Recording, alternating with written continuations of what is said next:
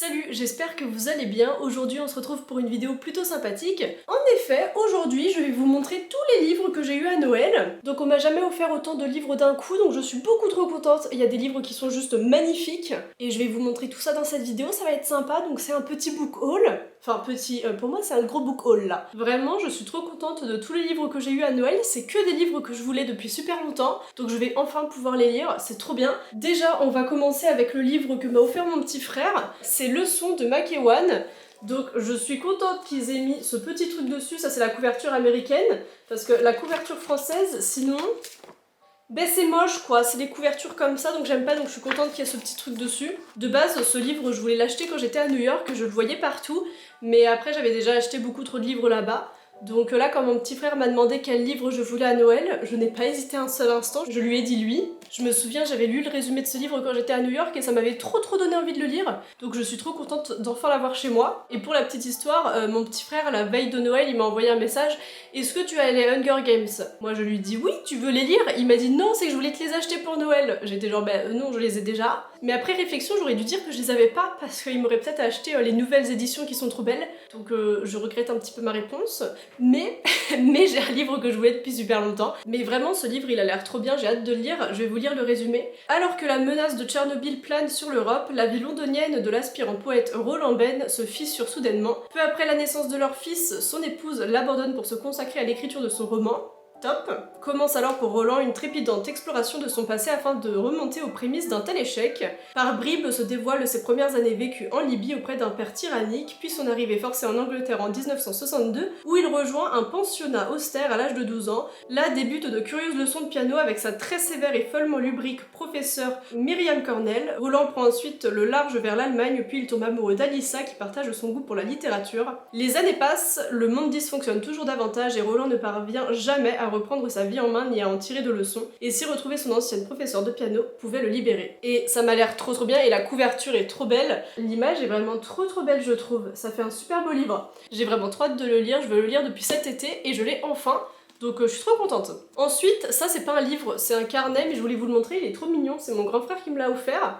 Il est trop beau. Donc c'est la princesse Mononoke, c'est un petit carnet, je sais pas encore ce que je vais écrire dedans.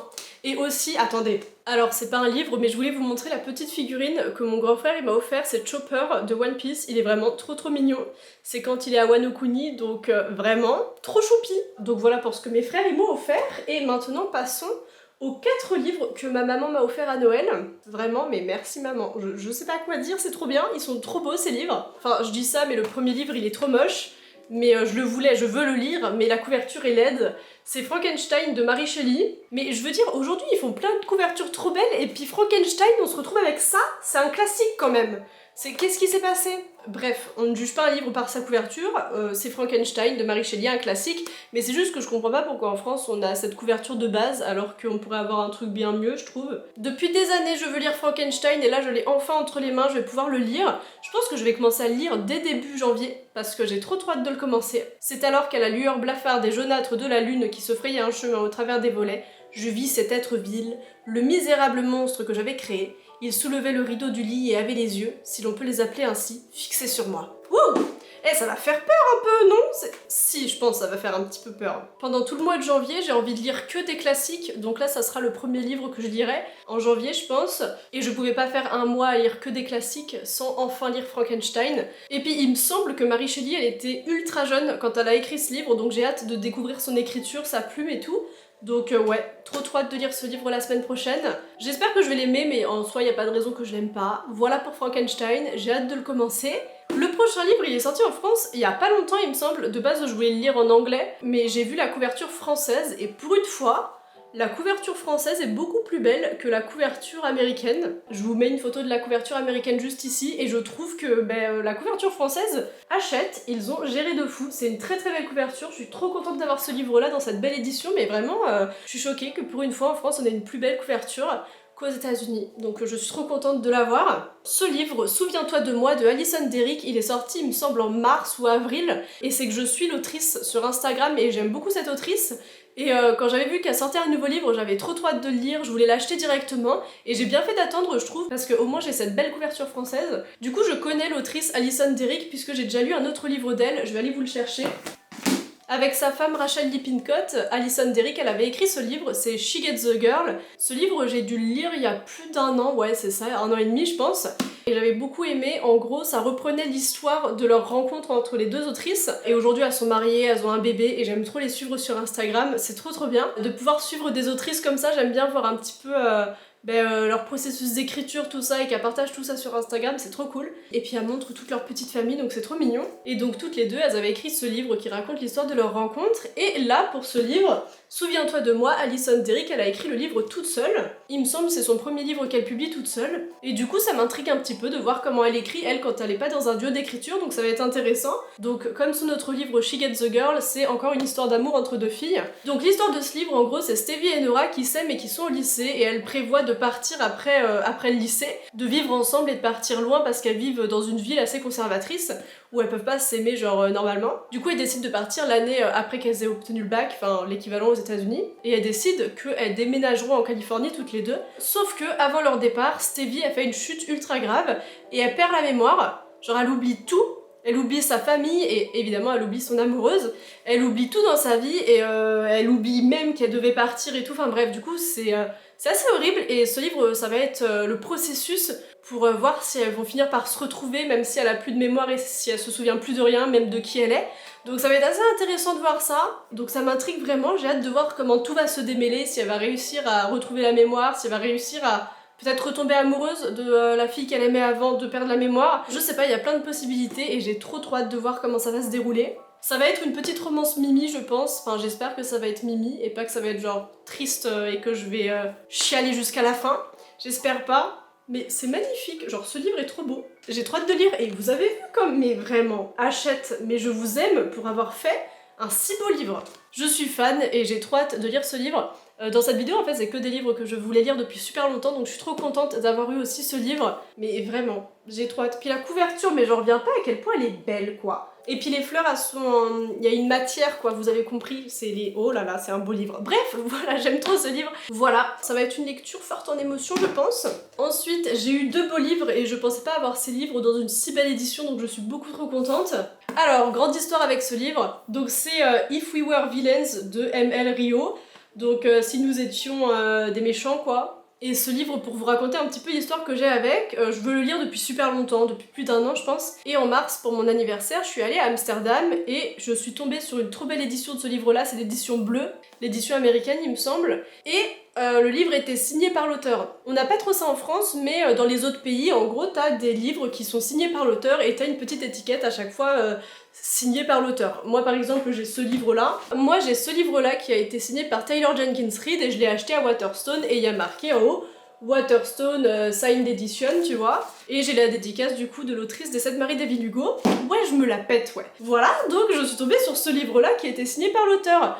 Sauf que j'avais déjà acheté beaucoup trop de livres, c'est toujours ça mon problème en fait. Bref, du coup je pouvais pas l'acheter parce que ma valise à un moment donné elle peut pas contenir... Ma valise en fait je me suis rendu compte c'est pas le sac de Mary Poppins, donc malheureusement j'avais pas pu l'acheter, mais c'est mon plus grand regret de l'année, je pense. Parce que vraiment il était signé, il était trop beau donc je m'en voulais trop de pas l'avoir pris après, mais je l'ai enfin entre les mains, je vais pouvoir le lire. Donc je vais le lire en français, j'espère que je l'aimerais autant que si je l'avais lu en anglais parce que j'aime bien lire les livres dans la langue qu'ils ont été écrits quand c'est de l'anglais et que je peux le lire. Mais bon, après l'édition elle est trop canon là. Par contre je sais pas pourquoi ils ont gardé le titre en anglais du coup, c'est pourquoi faire. On m'explique. Juste voilà, donc ce livre, parlons-en 2 secondes à quel point il est magnifique, juste l'objet livre est trop beau. Regardez-moi cette tranche comme c'est trop canon, mais puis j'aime trop les livres qui sont comme ça là, c'est joli quand même, mais après ça se verra pas dans ma bibliothèque quoi, c'est le truc bête. Je sais pas comment je vais faire pour le mettre dans ma bibliothèque parce qu'on verra pas ces merveilles sur le côté. Mais vraiment, ce livre est magnifique, j'ai trop hâte de le lire, j'espère qu'il sera aussi beau à l'intérieur qu'il ne l'est à l'extérieur. Je pense en vrai, après avoir lu ce livre, je vous ferai une vidéo sur les recommandations de livres Dark Academy à lire, parce que j'adore ce genre de livre. C'est quoi le résumé ? Oliver Marks vient de purger une peine de 10 ans de prison pour le meurtre d'un de ses meilleurs amis. Top ! Un meurtre qu'il n'a peut-être pas commis. Ah bah super. Le jour de sa libération, il retrouve le policier qui l'a fait condamner et qui veut savoir ce qui s'est réellement passé 10 ans plus tôt. Ben, fallait pas faire ça plutôt 10 ans plus tôt, du coup, savoir ce qui s'est passé. Je sais pas, moi je suis pas juge après. À l'époque, Oliver poursuit ses études pour devenir comédien dans un conservatoire très réputé. Il remarque bientôt que ses talentueux camarades avec qui il étudie Shakespeare semblent jouer le même rôle sur scène et dans la vie. Le méchant, le héros, le tyran, la femme fatale, tandis qu'Oliver, lui, a l'impression d'être toujours coincé dans un rôle secondaire. Mais le théâtre menace d'envahir pour de bon la réalité lorsque les rôles s'inversent et que les relations se corrompent, jusqu'au jour où l'un des 7 amis est retrouvé mort. Les autres doivent alors faire face au plus grand défi de leur vie d'acteur, convaincre la police et eux-mêmes qu'ils n'ont rien à se reprocher. Ça va être une pépite, je le sens gros comme une maison. Vraiment, j'ai trop hâte de lire ce livre et je suis sûre à 99% qu'il va me plaire. Je laisse 1% parce que si l'écriture me plaît pas trop, je sais pas, mais là pour l'instant le résumé il est trop cool. J'ai hâte de le lire, l'histoire a l'air trop bien et l'intrigue a l'air folle. Oh là, on va se calmer, oh, il est beau le livre. Donc voilà pour If We Were Villains, et maintenant on passe au dernier livre de cette vidéo. J'ai eu un autre livre de Dark Academia. Ce livre, je pense que je veux le lire depuis plus longtemps que If We Were Villains. C'est Babel de R.F. Kuang. Ce livre, c'est pareil que l'autre, il y a une petite histoire avec. Je le vois dans toutes les librairies où je vais quand je voyage. J'étais partie à Londres en 2022, je l'avais vu. J'étais partie à Londres en 2023, je l'ai vu à Amsterdam, je l'ai vu quand j'étais allée en mars. Après, je suis allée à New York cet été et je l'ai vu, mais pourquoi je ne l'achète pas quand je pars en voyage ? C'est que, comme vous pouvez le remarquer, c'est un livre qui est assez imposant, c'est un gros livre. Quand je pars en voyage, je pars léger, j'ai ma petite valise, mon petit sac à dos, et j'ai juste pas la place de ramener ça dans mon sac, tu vois. Donc ouais, déception après déception, voyage après voyage, je ne pouvais pas le ramener parce que je savais que j'aurais pas la place. Et là, pour Noël, ma maman a enfin résolu le problème. Je n'aurais pas à le ramener dans une valise et à le porter pendant des heures dans mon sac à dos. Je l'ai enfin.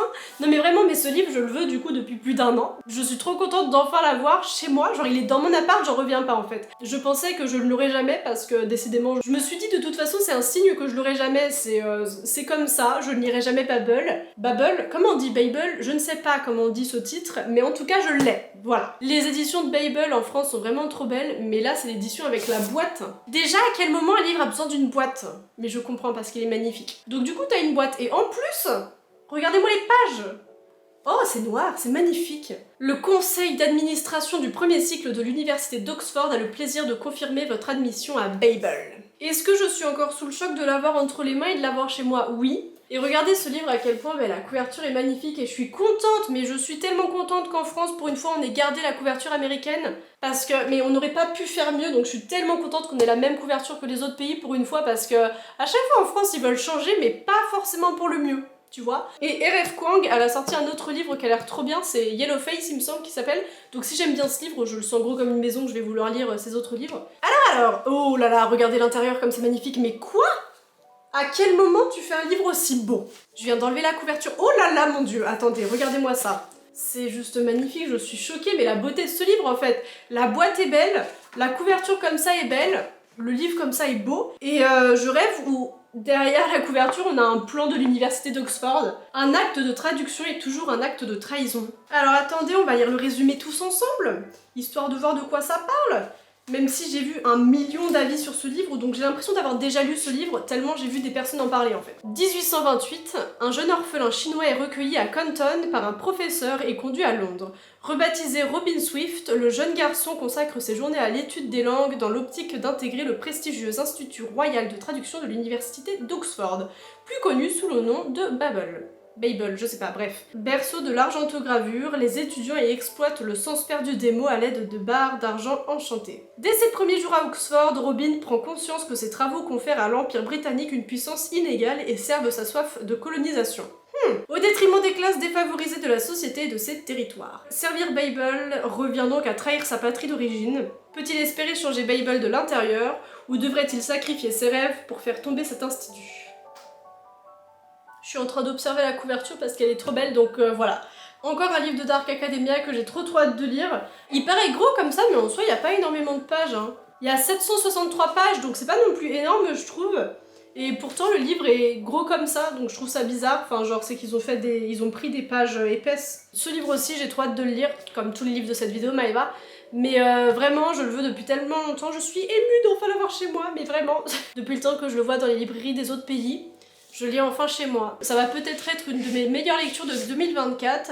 J'ai hâte de me mettre à lire ce livre. Ça va être trop bien et je suis trop contente de l'avoir dans cette trop belle édition comme ça. Mais vraiment, mais tout est parfait, la police d'écriture, enfin, mais waouh, ce livre est magnifique. Bon, voilà, pour ce livre, je vais arrêter de le regarder, vous allez me prendre pour une folle. Donc ouais, je pense que Babel, quand même, c'est le livre que je suis le plus contente d'avoir eu à Noël, mais je suis contente de tous les avoir eus, j'ai trop hâte de tous les lire. Ça va être de super lectures, je le sais, et tous les livres que j'ai eus, c'est que des livres que je sais que je vais aimer. Donc je trouve ça trop bien aujourd'hui d'autant me connaître et que je sache quels livres vont me plaire ou quels livres ne vont pas me plaire, que je puisse avoir que des livres qui me plaisent. Donc je suis vraiment trop contente d'avoir eu tous ces livres, j'ai hâte de les lire en 2024. Et ouais, dites-moi vous dans les commentaires si vous avez eu des livres à Noël, quels sont ces livres, dites-moi tout ça. Si vous avez eu par exemple des livres que j'avais recommandés dans des vidéos, ça m'intéresse. S'il y en a parmi vous qui ont eu Mythos à Noël, mais dites-le moi. Bref, voilà, dites-moi en commentaire vous les livres que vous avez eu à Noël, ça m'intéresse de voir tout ça. Et si vous avez déjà lu des livres que j'ai eu à Noël, dites-moi vous ce que vous en avez pensé, sans me spoiler évidemment. Et moi je vous souhaite de passer une bonne journée. Si vous avez eu des livres à Noël, j'espère que vos lectures se passeront bien et que vous aimerez ces livres. Je vous dis à la semaine prochaine pour une autre vidéo, et je crois que cette vidéo est terminée. Bisous. Et vous pouvez pas savoir à quel point j'ai trop hâte de lire tous ces livres, j'ai trop hâte.